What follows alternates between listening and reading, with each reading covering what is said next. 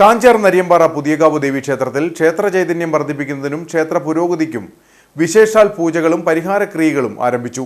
3 ദിവസങ്ങളായി നടക്കുന്ന വിശേഷാൽ പൂജകളിൽ ക്ഷേത്രം തന്ത്രി ത്രിവിക്രമൻ നാരായണൻ ഭട്ടതിരിപ്പാടും ക്ഷേത്രം മേൽശാന്തി കൃഷ്ണൻ എമ്പ്രാന്തിരിയും മുഖ്യ കാർമ്മികത്വം വഹിക്കും.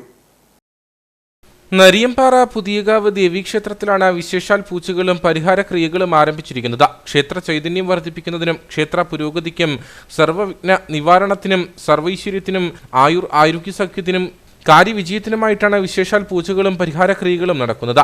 ഈ മാസം 17, 18, 19 തീയതികളിലായാണ് കർമ്മങ്ങൾ നടക്കുക. ക്ഷേത്രം തന്ത്രി ത്രിവിക്രമൻ നാരായണൻ ഭട്ടതിരിപ്പാടിന്റെയും ക്ഷേത്രം മേൽശാന്തി കൃഷ്ണൻ എമ്പ്രാന്തിരിയുടെയും മുഖ്യ കാർമ്മികത്വത്തിലാണ് കർമ്മങ്ങൾ നടക്കുന്നത്.